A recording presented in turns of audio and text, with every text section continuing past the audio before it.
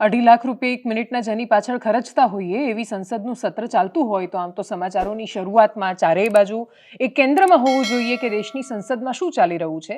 પણ સંસદમાં મોટાભાગે આરોપ પ્રત્યારોપ, નાટક, એકબીજાને ઉતારી પાડવાનો પ્રયત્ન, ઉદ્યોગપતિઓ સાથે એકબીજાના નામ જોડવા અને ટૂંકમાં વિવાદ ઊભા કરવા, કોઈ જ સવાલોના જવાબ માટે ચર્ચા ન કરવી, ઉકેલ માટે ચર્ચા ન કરવી, એ બધું ચાલી રહ્યું હોવાથી સંસદમાં શું થયું એની છેલ્લે કરીશું વાત. શરૂઆત કરીશું ગુજરાત રાજ્યના સમાચારોથી. નમસ્કાર, આપની સાથે હું દેવાંશી. ચિંતાજનક સમાચારથી શરૂઆત કરવી છે. એટલા માટે ચિંતાજનક કેમ કે 18 વર્ષનો એ છોકરો કે જે અમદાવાદના વટવા વિસ્તારમાં રહે, દહેગામ પાસે આવેલી મોનાર્ક યુનિવર્સિટીમાં ભણે, પ્રિન્સ શર્મા એનું નામ, અને એને જ્યારે એની મમ્મીએ કે પપ્પાએ ભણવા માટે મોકલ્યો હશે ને જ્યારે ઘરે એવું કહીને ગયો હશે કે મમ્મી હું કોલેજ જાઉં છું, ત્યારે માતા પિતાએ ખૂબ ભરોસા સાથે મોકલ્યો હશે. પછી મમ્મી પપ્પાને નહીં ખબર હોય કે કોલેજ ગયો છે કે નહીં. મમ્મી પપ્પાએ ક્યારેય કલ્પનાએ નહીં કરી હોય કે એમનો છોકરો એવા નશાના રવાડે ચડ્યો છે જ્યાંથી એનું પાછા વળવું લગભગ અસંભવની નજીક પહોંચી જાય છે, સિવાય કે એને કોઈ મદદ મળે. મદદ ક્યારે મળે? જ્યારે છોકરો સામેથી મદદની ગુહાર લગાવે. છોકરાઓ મદદની ગુહાર ક્યારે લગાવે? જ્યારે બહુ જ મોડું થઈ ગયું હોય, હાથમાં કશું જ ન રહ્યું હોય. રિહેબ સેન્ટરમાં મોકલવામાં આવે પણ તોય પોતાની જાતને મદદ કરી શકે એવા કેટલા માણસો.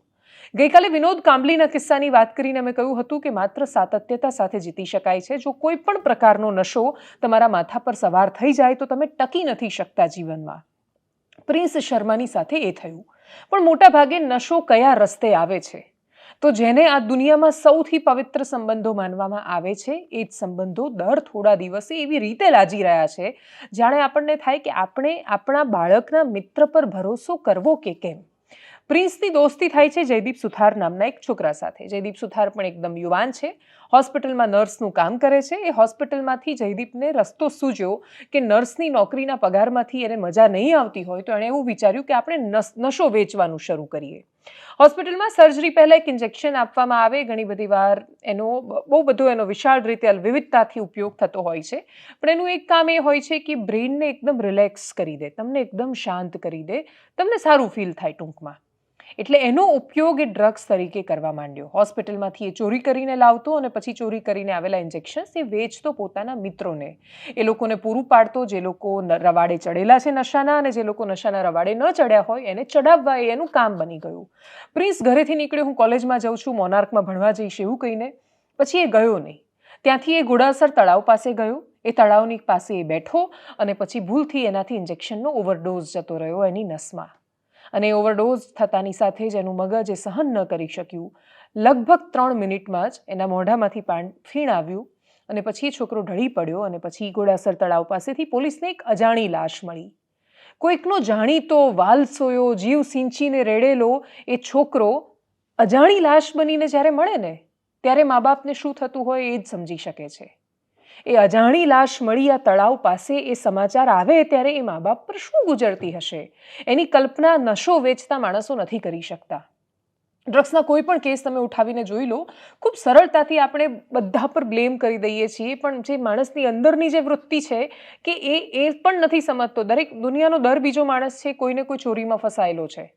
પણ એમાં તમારે એક સીમા તો નક્કી કરવી પડે કે તમે પોતાના થોડા રૂપિયાના બિઝનેસ માટે તમારી હોસ્પિટલમાંથી દવાની ચોરી કરીને એ જ વસ્તુ જ્યારે હોસ્પિટલમાં સર્જરી પહેલાં આપવામાં આવે છે ત્યારે એ દવા છે, ઇટ્સ અ મેડિસિન, એનો ઉપયોગ પણ મેડિસિનલ છે. પણ એ જ વસ્તુ જ્યારે તમે કોઈ છોકરાને રવાડે ચડાવી દો છો ત્યારે એ એની જિંદગી બરબાદ કરી નાખે છે, નશાને રવાડે ચડી જાય છે અને માણસો એમાંથી ક્યારેય યુટર્ન જ નથી લઈ શકતા. થોડા વર્ષો પહેલાં રાજકોટના એક છોકરો કે જે ખૂબ સારું ક્રિકેટ રમતો, એટલે કદાચ એ ક્રિકેટર હોત, એની પણ કહાની મેં જોઈ હતી. ડ્રગ્સના રવાડે ચડ્યો. એની મમ્મી કેમેરા સામે આવીને એટલું બધું રડ્યા હતા એ વખતે અને એ પ્રશ્ન કરી રહ્યા હતા કે હવે મારો છોકરો એવી રીતે ફસાઈ ગયો છે કે હું ઈચ્છીને એને બહાર નથી લાવી શકતી. આટલું બધું થયું હોવા છતાં, છોકરાઓ આટલી હદ સુધી ફસાઈ રહ્યા હોવા છતાં ડ્રગ્સ આજે પણ અવેલેબલ છે. એ એટલું ઇઝીલી અવેલેબલ છે કેમ કે એના કન્ઝપ્શનના આંકડા જોશો એટલે અમારી ખૂબ નજીકની ઓફિસના, એટલે એક વ્યક્તિ જેમને હું ઓળખું, વિડીયો એડિટિંગનું એ કામ કરે, એમના પત્ની એ ડ્રગ્સના નશામાં રવાડે ચડી ગયા હતા. આપણને એવું લાગે છે કે એ આપણી આસપાસ નથી. એટલા માટે આપણને એવું લાગે છે કેમ કે આપણે આપણી નજીક એ કોઈ માણસોને નથી જોયા. બીજું, આ ડ્રગ્સ છે એ દેશનું એવું તત્વ છે કે જેને કોઈ જ બાદ નથી નડતો. ના એને ઉંમરનો બાદ નડી રહ્યો છે, ના એને કાસ્ટ નડે છે, ના એને ધર્મ નડે છે, ના એને ક્લાસ નડે છે, વર્ગ પણ નથી નડતો, જાત પણ નથી નડતી, એ બધા સુધી પહોંચી જાય છે. તમે કોઈ પણ જાતિના હોઈ શકો, કોઈ પણ ધર્મના હોઈ શકો, તમે કોઈ પણ વર્ગમાંથી આવતા હો, તમે કરોડપતિ હોઈ શકો છો, તમે રોડ પર રખડતા માણસ પણ હોઈ શકો છો, પણ નશો તમારા સુધી પહોંચી જાય છે. અને એમાં સ્ત્રીઓ જે આ નશાના રવાડે ચડાય છે, ડ્રગ્સના કેસમાં સૌથી ખરાબમાં ખરાબ બાબત એ હોય છે કે એ MLMની જેમ કામ કરે છે, કે જે વ્યક્તિ એના શિકારમાં એકવાર આવી ગયું, ફસાઈ ગયું, પછી એ રહી નથી શકતું ડ્રગ્સ વગર. અને એને ડ્રગ્સ આપવા માટે જે પેલા પેડલર હોય છે એવું કહે છે કે હવે તારે અમારું પેડલર બનવાનું છે, તું આ પડીકી આટલા લોકો સુધી પહોંચાડ, તું આ ઇન્જેક્શન આટલા લોકો સુધી પહોંચાડ, તું મને નવા કસ્ટમર્સ લઈ આપ, જો એ નહીં લઈ આપે તો અમે તને સપ્લાય બંધ કરી દઈશું. અને પછી માણસનું મગજ કામ નથી કરતું. એટલા તમે જોઈને કલ્પના ન કરી શકો એવા માણસો આમાં ફસાઈ રહ્યા છે.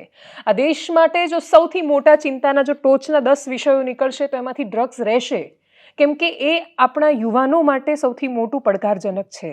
એ જે દેશોમાંથી આવી રહ્યું છે. થોડા સમય પહેલાં DGPએ એક કોન્ફરન્સનું આયોજન કર્યું હતું ને એમાં આખી એમણે ટેકનિકાલિટીઝ સમજાવી હતી. એ સમજ્યા પછી મને એટલું ખબર જે પડી એ વખતે મને જે સમજાયું એ બહુ સ્પષ્ટ હતું કે જો તમારે કોઈ પણ દેશને બરબાદ કરવો છે તો તમારે હવે બોમ્બ ફેંકવાની જરૂર જ નથી, તમારે સરહદ પર યુદ્ધ કરવાની પણ જરૂર નથી, તમારે દેશની સીમાની અંદરથી ઘૂસી જવાની જરૂર નથી. બાયોવેપન અને ડ્રગ્સ આ બે પૂરતા છે કોઈ પણ દેશને બરબાદ કરી નાખવા માટે. કોરોનામાં કોવિડ વાયરસ બાયોવેપન હતો એવો દાવો હું નથી કરી રહી, પણ કોવિડના સમયમાં જે થયું અને એણે કેવી રીતે આખા દેશને થંભાવી દીધો, થોભી ગયો દેશ મહિનાઓ સુધી. તમે કલ્પના કરી શકો છો કે કોઈ જ ઓફિસ નથી ખુલ્લી, કશું જ નથી, બધા પોતાના ઘરે છે, બધું જ જાણે રોકાઈ ગયું છે, જાણે કુદરત આપણી સામે રમી રહી છે અને એણે આપણને સ્ટેચ્યુ કહી દીધું છે. એ રીતે આપણે રોકાઈ ગયા હતા. આપણે માણસોની આટલી ખરાબ અને લાચાર અવસ્થા ક્યારેય નથી જોઈ. એ શ્રમિકોને મેં ચાલતા જોયા છે, રસ્તા પર કગડતા જોયા છે, મરતા જોયા છે. આપણે અનેક માણસોને લાચારીથી મરતા જોયા. એટલે બાયોવેપન શું કરી શકે જો એ હોય તો? એટલે કોવિડ નેચરલ હશે એવું આપણે માની લઈએ, પણ જો એ પ્રકારનું કોઈ બાયોવેપન આવે તો એ શું થઈ શકે એની કલ્પના આપણે કરી શકીએ છીએ. અને ડ્રગ્સ શું કરી શકે એનું ઉદાહરણ આ 18 વર્ષનો છોકરો છે. અને આવા અનેક છોકરાઓ છે કે જે રવાડે ચડી જાય છે નશાના અને પછી મૃત્યુ પામે છે. સંવાદની કમી હશે, મા બાપે શું એ વર્તનમાં ફેર જોયો હશે કે કેમ એ ખબર નથી. દરેક વખતે તમે માતા પિતાને કેવી રીતે એમના પર આરોપ લગાવી શકો? સિસ્ટમને પણ નથી રોકી શકતા. પ્રયત્ન એટલો કરીએ કે કોસ્ટગાર્ડ પોતાના તરફથી પ્રયત્ન કરે કે દેશની સરહદમાં એ ન પ્રવેશે. ગુજરાતમાં આપણે એવું કહીને બહુ છટકીએ છીએ ને કે જ્યારે વિપક્ષ એવો આરોપ લગાવે કે ગુજરાતમાંથી સૌથી વધારે ડ્રગ્સ ઝડપાઈ રહ્યું છે તો આપણા ત્યાંથી મોટાભાગે એવો જવાબ મળતો હોય છે, પણ એનું કન્ઝપ્શન અહીંયા નથી થતું. ઉપયોગ બીજા દેશમાં કે બીજા રાજ્યોમાં થાય છે. દુનિયાના કોઈ પણ હિસ્સામાં યુવાધન બરબાદ શું કામ થવું જોઈએ? એ ગુજરાતમાં થાય છે, એ પંજાબમાં થાય છે, એ દિલ્હીમાં થાય છે, મુંબઈમાં થાય છે, એ દેશના કોઈ પણ ખૂણામાં થાય છે. અલ્ટિમેટલી આ દેશને અને છેલ્લે આ વિશ્વને બરબાદ કરે છે. અને આ લોકો માત્ર ને માત્ર એ જ લોકો ડ્રગ્સનો ધંધો કરે છે. અફઘાનિસ્તાનમાં કેમ સૌથી વધારે આનો ઉપયોગ થાય અથવા આની ખેતી થાય છે? કેમ? આ કોનો ધંધો છે? આતંકવાદીઓનો ધંધો છે ડ્રગ્સનો સપ્લાય. ડ્રગ્સમાં જતો બધો જ પૈસો એ અલ્ટિમેટલી ટેરરિઝમમાં જાય છે. એટલે એક બાજુ એ આપણા યુવાધનને બરબાદ કરે છે ને એ જે પૈસાથી બરબાદી નોતરે છે એ પૈસો છેલ્લે તો ટેરરિઝમમાં જાય છે. આ બધું જ ખબર હોવા છતાં ડ્રગ્સ પોલિટિકલ વિષય બને છે, પણ બધા જ ભેગા થઈને આપણે એના પર કેવી રીતે રોક લગાવી શકીએ? સામૂહિક ચર્ચાનો વિષય આ ક્યારેય બન્યો જ નથી.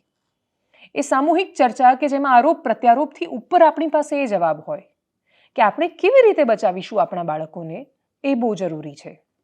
પ્રિન્સના કેસમાં જે એમના મા બાપ સાથે થયું એ કદાચ એ કોઈની સાથે ન થાય એવા પ્રયત્નો આપણે કરતા થઈએ એવી અપેક્ષા સાથે આગળ એવા સમાચારની વાત કરીએ જે આપણા યુવાનની એક બીજી બાજુ અને બીજું પાસું પણ બતાવે છે અને એ ખૂબ ચિંતાજનક છે. દિવ્યરાજસિંહ રઘુવીરસિંહ જાડેજા નામનો એક વ્યક્તિ રાજકોટના વિરાણી રોડ પર નીકળ્યો પોતાની બાઇક લઈને, એક્ટિવા લઈને. એક ગાડીની સાથે એની સામાન્ય ટક્કર જેવી બાબત થઈ અને ટક્કર જેવી સામાન્ય બાબતમાં બોલાચાલી થઈ. આપણે એમ પણ પેશન્સ ગુમાવી રહ્યા છીએ. બોલતા બોલતા ક્યારેક ગુસ્સે થઈ જઈએ છીએ, ગાડીમાં કોઈ ઓવરટેક કરીને જાય. તમે જુઓ કે કેટલું ગજબ ભરોસા પર બધું ચાલી રહ્યું છે કે આપણે જ્યારે રસ્તા પર જઈએ છીએ આપણને નથી ખબર કોણ કેવી અવસ્થામાં છે, શું છે, તો એ બધા જ આંખ બંધ કરીને ચલાવે છે ગાડી અને જાય છે. કેટલા બધા લોકો એવા છે કે જે આમ દરરોજ આમ ટકરાતા બચી જાય છે. કદાચ જોઈ રહેલા દરેક દર્શકો છે એમણે દિવસમાં એક દિવસ તો એમનો આવ્યો હશે જીવનમાં કે જ્યારે એમને ઘરે ગયા પછી એવું લાગતું હશે કે આજે તો માંડ બચી ગઈ કે બચી ગયો. એવા અનેક દિવસો આવે છે કે જ્યારે આપણે ખરેખર મોતના મોઢામાં જઈને બહાર આવીએ છીએ.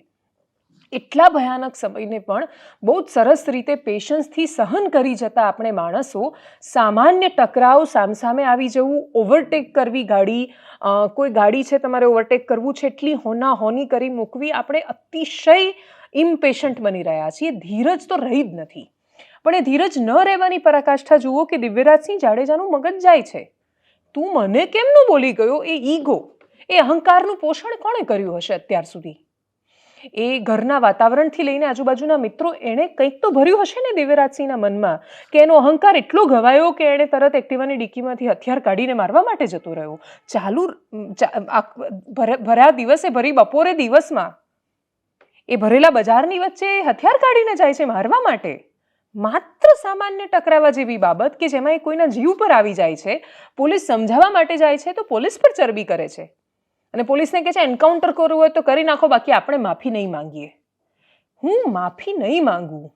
હું મારી સાથે કોઈ બબાલ કરશે તો સીધું હથિયાર બતાવીશ. આ એટીટ્યુડ કોણ ભરી રહ્યું છે એનામાં કે આખી દુનિયા બધી જ તેલ લેવા જાય, તું એટલો ખાસ છે, તું સ્પેશિયલ છે, કોઈ તારી સામે આંખ ઉઠાવીને ન જોવું જોઈએ. આવો અહંકાર આપણે કેમ ભરી રહ્યા છીએ યુવાનોમાં? આ તપાસ માત્ર દિવ્યરાજસિંહ જાડેજાના માનસની નથી, એની આજુબાજુના બધા માણસોને ચકાસવા જોઈએ કે એ લોકો પોતાના માટે શું માને છે, એ લોકો પોતાને શું સમજે છે. આવા અનેક માણસો જે રસ્તા પર રોફ ઝાડતા હોય છે કે તને ખબર છે મારો બાપ કોણ છે, એમના પપ્પાઓની તપાસ થવી જોઈએ કે એમના પપ્પા એક્ઝેક્ટલી છે શું, કે એમના દીકરાઓને, એમના બેટાઓને એવું લાગે છે કે રસ્તા પર કંઈ પણ કરી શકે. અને જો એમના બાપ એટલા જ બધા સ્પેશિયલ ને ખાસ છે, જો આ માણસો પોતાની જાતને એટલા બધા સ્પેશિયલ માને છે તો એક અલગ પ્લેનેટ ખરીદી દો, એક અલગ દેશ બનાવી દો તમારો, બીજે ક્યાંક જાઓ. પણ અહીંયા તો સામાન્ય માણસોને જીવવા દો. પણ આટલી સામાન્ય વાત એમના મગજમાં નથી ભરવામાં આવી. અભિનંદન રાજકોટની પોલીસને, અભિનંદન ગુજરાતની પોલીસને, કેમ કે ડિંડોલીનું પણ એક દ્રશ્ય મારે તમને બતાવવું છે. એમાં એક વ્યક્તિ, ભારતીય જનતા પાર્ટીનો એ નેતા, અને એને એવું હશે કે ખેસ પહેર્યો એટલે આપણું રાજ્ય આપણા બાપનું થયું, આપણે ઈચ્છીએ એમ કરી શકીએ. ચાલુ લગ્નમાં ફાયરિંગ કર્યું, ગોળીબારમાં ઘાયલ પણ થયા લોકો, વિડીયો સામે આવ્યો. સુરતની પોલીસે પેલા આરોપીનો એ વરઘોડો કાઢ્યો ને આ રાજકોટની પોલીસને જે વ્યક્તિ સામે આવીને જે દિવ્યરાજસિંહ જાડેજા ચરબી કરીને ગયો કે એન્કાઉન્ટર કરવું હોય તો કરી નાખો, બાકી માફી નહીં માંગું, એણે માફી એ માંગીને એનો વરઘોડો એ નીકળ્યો. જે લોકો જો આ રાજ્યની કાયદો અને વ્યવસ્થાને ભાજીમૂળા સમજતા હશે તો ગૃહ રાજ્યમંત્રી હર્ષ સંઘવીએ થોડા દિવસ પહેલા સ્પષ્ટ ભાષામાં કહ્યું હતું કે તમે કોઈ પણ પક્ષની સાથે જોડાયેલા હો, કોઈ પણ નેતા હો, તમે ગમે તેટલી મોટી તોપ હોવ, જો કાયદામાં રહેશો તો ફાયદામાં રહેશો. સરળ વાત છે, જેટલી સરળતાથી સમજી શકાય એ જરૂરી છે. જો નહીં સમજો તો પછી છેલ્લે વરઘોડો તો નીકળવાનો છે. જે રાજકોટમાં એ નીકળ્યો ને જે સુરતમાં એ નીકળ્યો. આપણે જ્યારે ખૂબ અપેક્ષિત રીતે એક મોરાલિટીથી જોઈએ તો આપણે એવું માનીએ કે પોલીસ આવી રીતે વરઘોડા ન કાઢવા જોઈએ, પણ પોલીસ શું કરે એનો જવાબ પણ સામે આપવો જોઈએ જે લોકોને લાગતું હોય છે. એટલે બંને બાજુ છે. પણ હ્યુમન રાઇટ્સ એ માણસોના પણ છે ને જે લોકો ભોગ બને છે, એમના માટે કમનસીબે કોઈ ઉતરતું જ નથી રસ્તા પર. અને એમાંય તમે જુઓ, આ તો નસીબ જોગે વિડીયો છે, બાકી જે સામેવાળો છે એ લગભગ ફોર્ચ્યુનર ગાડીમાં છે ને. આપણે તેવી માનસિકતા થઈ ગઈ છે કે જેટલી મોટી ગાડી એટલો મોટો એનો ગુનો. એટલે આ વ્યક્તિ એક્ટિવામાં રહીને ટણી કરે છે, પણ જો ન કરે નારાયણ ને આનો વિડીયો ન હોત કે બીજું કંઈ પણ સંજોગો હોત તો બહુ સરળતાથી બ્લેમ કરતા એ ગાડીવાળા પર કે આ ગાડીવાળાની જ ભૂલ હશે. એટલે બહુ જ બધા માણસને પડકાર આપે એ પ્રકારના એ દ્રશ્યો છે. જોઈએ બંને વિડીયો, જે રાજકોટથી સામે આવ્યા, જે સુરતથી સામે આવ્યો.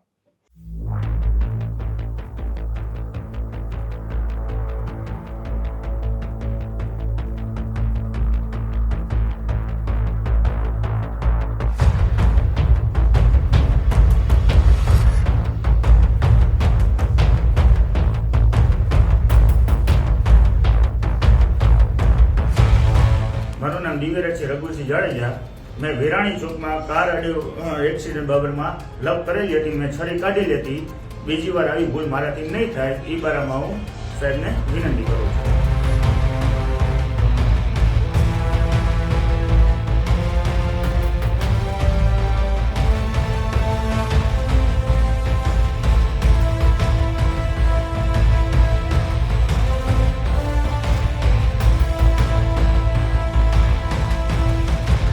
રાજ્યના જ ગૃહ વિભાગની બે તસવીરો છે. એક બાજુ ગમે તેટલા મોટા દાવાની વચ્ચે ડ્રગ્સમાં એ કામ નથી થઈ રહ્યું જે થવું જોઈએ. બીજી બાજુ કાયદો અને વ્યવસ્થાની તસવીર ઠીક કરવા માટે રાજ્યની કાયદો વ્યવસ્થા સાથે સંકળાયેલી મોટાભાગની પોલીસ એ પ્રયત્ન કરી રહી છે કે જેથી અને એ માત્ર પોલીસના નાકનો સવાલ નથી, ગુજરાત રાજ્યની આબરૂનો સવાલ છે. આપણે સેવા, શાંતિ, સુરક્ષા કહીએ છીએ, આપણે એવું કહીએ છીએ કે આ દેશનું ખૂબ સુરક્ષિત રાજ્ય છે, તો આપણે એને ટકાવી પણ રાખવાનું છે. એ દિશામાં પ્રયત્ન કરી રહી છે. પણ એ બંને બાજુની તસવીર વચ્ચે એક એવી તસવીર છે જે ખેડૂતોનો આંકડો બતાવે છે. આપણે જે પ્રશ્ન કરીએ છીએ ને કે આટલી બધી ધીરજ કેમ ઘટી રહી છે, લોકોને ગુસ્સો ખૂબ શું કામ આવે છે, નાબાર્ડનો ડેટા છે 2021-22નો, અને એ ડેટામાં જે આંકડો છે હું તમને કહું, ખેડૂતની દર મહિને આવક થાય છે 13,661 રૂપિયા. ખેડૂત પરિવાર કોઈ પણ એનો સર્વે કરવામાં આવ્યો હતો, અને નાબાર્ડ એ ધિરાણ આપતી એવી સંસ્થા, ખૂબ જાણીતી સહકારી સંસ્થા છે. નાબાર્ડ સહિત ઇફકોથી માંડીને મોટાભાગની દેશની સહકારી સંસ્થાઓમાં ગુજરાતીઓ બેઠેલા છે. એટલે અહીંયા દિલીપભાઈ સંઘાણી છે તો સહકાર મંત્રી અમિતભાઈ શાહ છે. અને સહકાર ક્ષેત્રમાં આપણે દેશના બીજા કોઈ પણ રાજ્યની સરખામણીએ જોઈશું, સાઉથના, લગભગ કર્ણાટકના અપવાદને બાદ કરતા, તો ગુજરાત સૌથી સારું કામ કરી રહ્યું છે સહકારમાં. અને એની શરૂઆત ખૂબ વર્ષો પહેલાંથી થઈ છે. એટલે પક્ષો બદલાયા, સરકારો બદલાઈ, પણ સહકાર ક્ષેત્રમાં સારું કામ વર્ષોથી થતું આવ્યું છે. એટલે એ ત્રિભુવનદાસ પટેલ, જે વર્ગીસ કુરિયનના સહયોગથી જે રીતે અમૂલની શરૂઆત થઈ, તો એ ત્રિભુવનદાસ પટેલ એ વખતે ખેડા કોંગ્રેસના પ્રમુખ હતા, થી લઈને અત્યારે બનાસકાંઠામાં બનાસ ડેરીનું તમે કામ જુઓ કે શંકર ચૌધરીનું કામ જુઓ, તમે એ વર્ષોના ઇતિહાસને જોશો તો સહકાર ક્ષેત્રમાં ગુજરાત રાજ્ય બાકીના રાજ્યોની સરખામણીએ ખૂબ સારું કરી રહ્યું છે.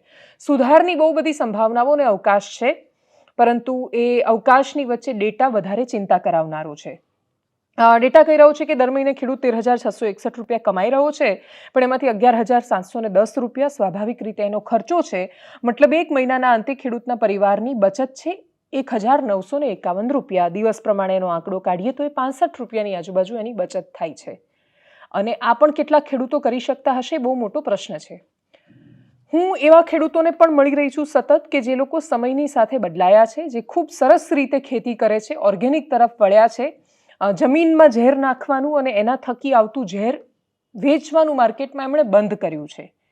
પણ એના બે સવાલો છે. એક તો ખેડૂતો એટલે એવું કરી શકે છે કેમ કે એમની પાસે પ્રયોગ કરવાની અને એ બજાર ઊભું કરવાની ક્ષમતા છે. એ ખેડૂતોનું શું, અને ખેતી સાથે સંકળાયેલા ખેડૂતોની તો હજી એ વાત થાય છે, પણ એ ખેત મજૂરોનું શું, કે જે વર્ષોથી મોટા ભાગે એ જ પૈસા કે એ જ ખર્ચાની આજુબાજુ ખેતી કરતા આવ્યા છે. જે મોટા ખેડૂતો છે એ ખેતીનું મેનેજમેન્ટ કરે છે, ખર્ચો એ નથી કરતા. જો ખેડૂત સદ્ધર થાય છે, મોટા ખેડૂતનું પણ સદ્ધર થવું ને સમૃદ્ધ થવું એટલે જરૂરી છે, કેમ કે જો એ આગળ વધશે તો એ પોતાના ખેત મજૂરને સાચવશે, પોતાના એ ખેત મજૂરને સારી સુવિધાઓ આપશે, એમના બાળકને ભણાવશે, એમના બાળકને મેડિકલ સુવિધાઓ આપશે, અને ઓલ ઓવર બધાનો વિકાસ થશે. કોઈ એક ઉદ્યોગ આગળ વધે તો માત્ર ઉદ્યોગપતિ આગળ નથી વધતા, કેટલાય હજારો લાખો માણસો છે જેને રોજગાર મળતો હોય છે. હા, જ્યારે કોઈ પણ ત્રાસદી આવે, મંદી આવે, સમસ્યાઓ આવે, ત્યારે ભોગ સામાન્ય માણસો બની જતા હોય છે. મોટા માણસો કોઈને કોઈ રીતે બચી જતા હોય છે. દરેક વખતે એ પણ નથી બચી શકતા. એમને જોવાનો દ્રષ્ટિકોણ પણ બદલવાની જરૂર છે. ખેડૂતોના કિસ્સામાં આ આંકડાઓ વધારે ચિંતા કરાવનારા છે.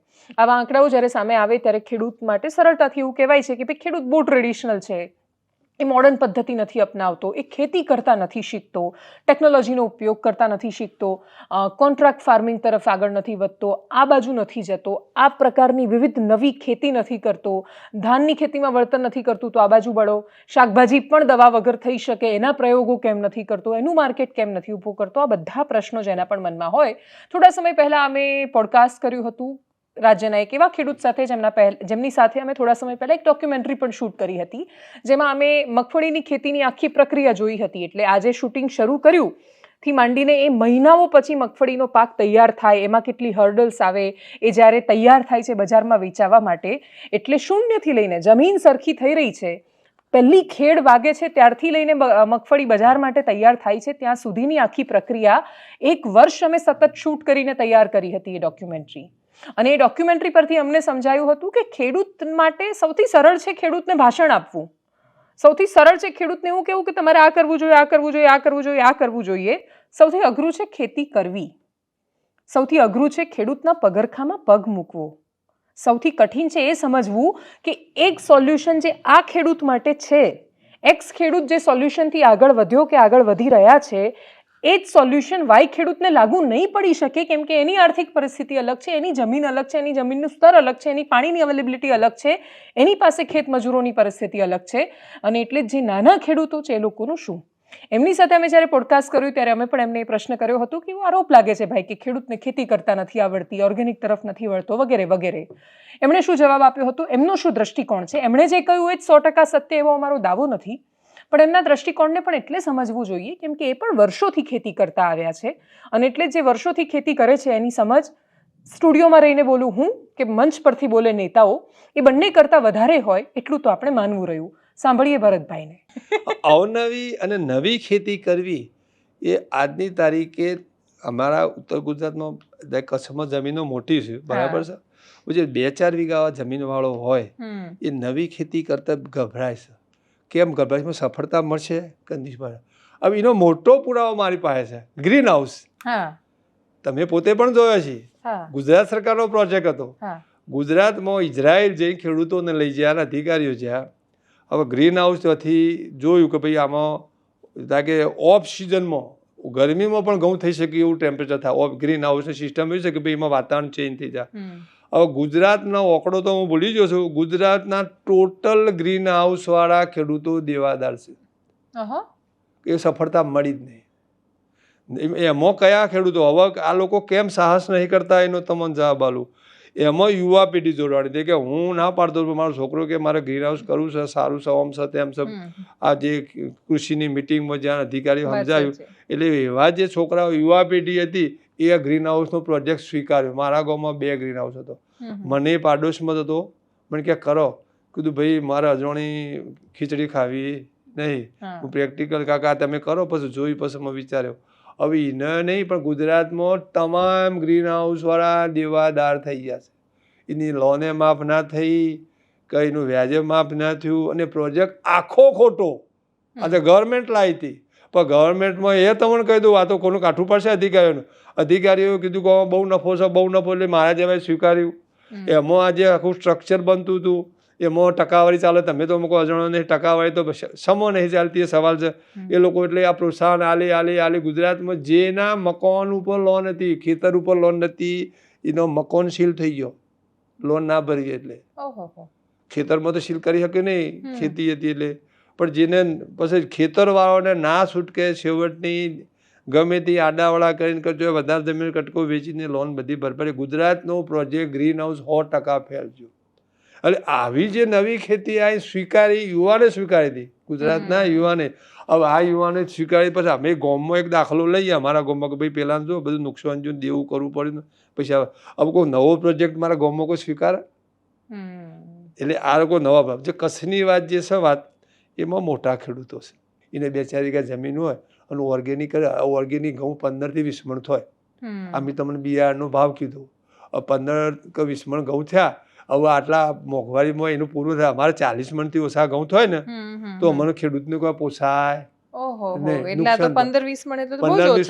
હા તો 15-20 મણ ઘઉંના ઘઉંનો 2000 રૂપિયા ભાવ ના મળે ઓર્ગેનિકનો, એટલે એનું પૂરું થાય નહીં. કોઈ જવાબદારી લેતા હોય. ઘઉંનો કેટલો ભાવ મળે?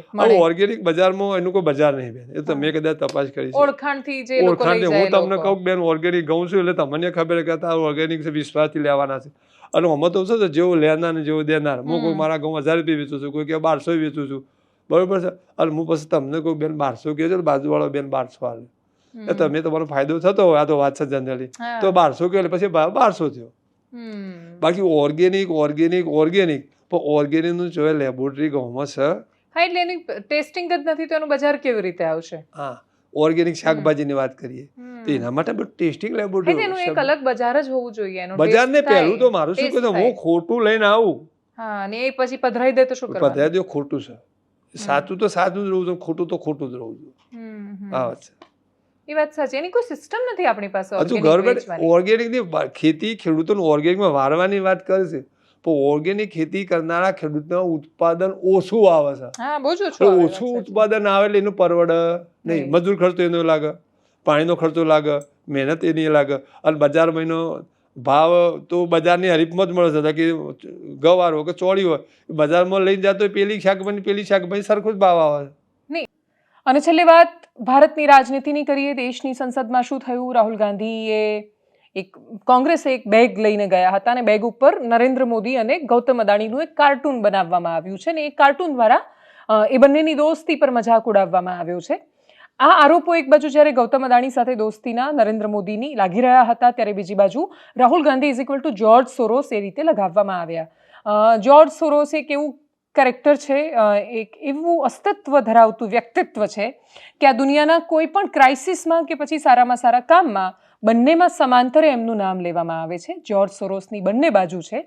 એ જે દેશમાંથી આવતા હતા એ દેશની કરન્સી પર એમણે દાવ લગાવ્યો હતો ને કરન્સી તૂટીને પડી અને કેવી રીતે પછી યુરોપની સાથે શું થયું બેંકના તૂટવાથી અને કરન્સી તૂટવાથી, એનો પણ બહુ લાંબો ઇતિહાસ છે. તો જોર્જ સોરોસના ફિલેન્થ્રોપિસ્ટ વર્ક એટલે જ એમણે ખૂબ ઉદારતાથી અથવા વિશ્વમાં ડેમોક્રેસી જળવાયેલી રહે વગેરે માટે પણ કેટલા કામો કર્યા છે, એનો પણ એક ઇતિહાસ છે. એટલે બંને બહુ સમાંતરે ચાલે છે. કોઈ જોર્જ સોરોસની સાથે સહમત હોઈ શકે, કોઈ અસહમત હોઈ શકે, પણ હકીકત એ છે કે દુનિયામાં જોર્જ સોરોસ કે પછી એમના જેવા અનેક એવા પૈસાવાળા માણસો કે જે એમનો એવો દાવો છે કે દુનિયાને વધારે બહેતર અને સારી બનાવવા માંગે છે. એલન મસ્કનો પણ એવો દાવો છે કે દુનિયાને વધારે સારી અને બહેતર બનાવવા માંગે છે.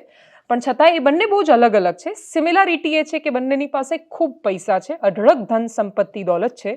બંને બહુ ઝીરોથી શરૂ કરેલું છે, એટલે બંને એવું નથી કે ગર્ભ શ્રીમંત છે, પણ બંને ખૂબ અલગ અલગ વિચારધારાઓનું પ્રતિનિધિત્વ કરે છે. અને આ બંને એવા વ્યક્તિત્વ છે કે જેની સાથે સહમતિ કે અસહમતિ તમારી હોઈ શકે, તમે એમને ઇગ્નોર નથી કરી શકતા અને ભારતીય રાજનીતિમાં પણ નથી કરી શકતા.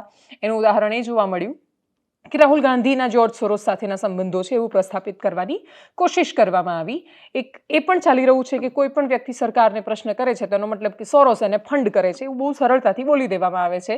સોરોસને શું ફરક પડે છે, એમની ખાસી ઉંમર પણ થઈ ગઈ છે, એટલે એ કેટલા વર્ષો સુધી એમના પર લાગતા આરોપોને જોવાના છે એ પણ આપણને નથી ખબર.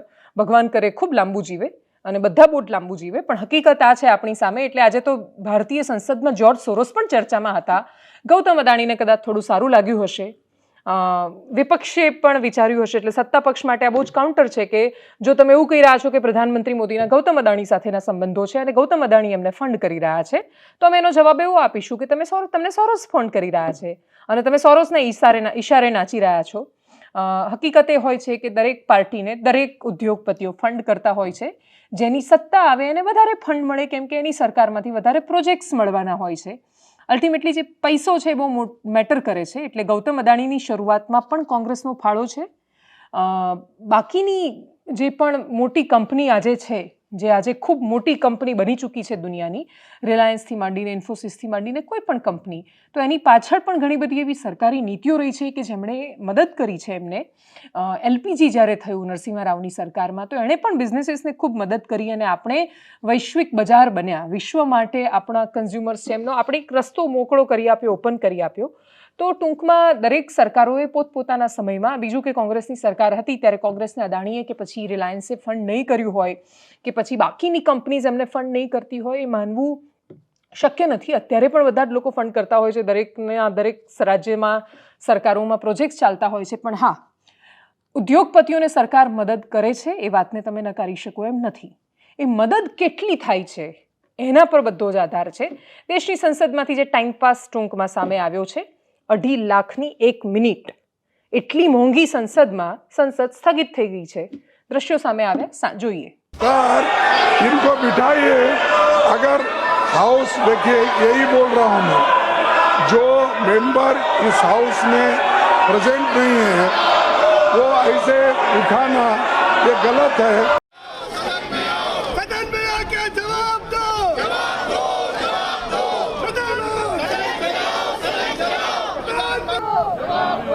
अदानी के मुद्दे पर एक बार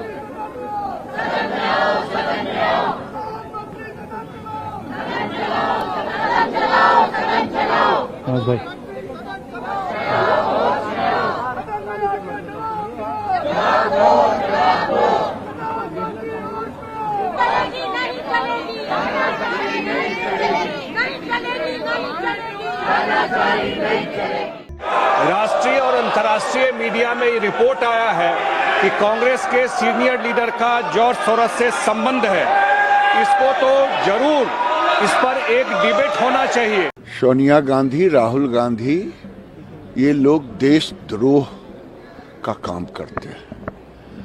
ये जो जॉर्ज के साथ उसका सरोज, ये सरोज के साथ मिलकर के सरोज की भाषा यहाँ राहुल गांधी बोलते और राहुल गांधी की भाषा वहाँ सरोज बोलता और वो फंडिंग करता, जो भारत विरोधी होता उसको फंडिंग करता। એનાલિસિસમાં અત્યારે બસ આટલું. જો આપ અમને યુટ્યુબ પર જોઈ રહ્યા છો તો સબસ્ક્રાઇબ કરો, ફેસબુક પર જોઈ રહ્યા છો તો ફોલો કરો, અમારા વિડીયોને શેર કરો અને સૌથી મહત્વની વાત, રાજનેતાઓ પોતપોતાની રાજનીતિ કરતા રહેશે, ઉદ્યોગપતિઓ માટે એમનો બિઝનેસ મહત્વનો છે, દરેક વ્યક્તિએ પોતાનો બિઝનેસ સંભાળવો જ જોઈએ, પણ આ દેશ આપણા સૌનો છે તો એને ગંદો ન કરવો, કચરો ન ફેંકવો એ આપણા બધાની પ્રાથમિક જવાબદારી બને છે. અને જે એકદમ શરૂઆતમાં વાત કરીએ કે દેશને બચાવવો છે તો યુવાધનને ટકાવવું જરૂરી છે, એને નશાથી દૂર રાખો, પોતાના ઘરમાં ધ્યાન રાખો. નમસ્કાર.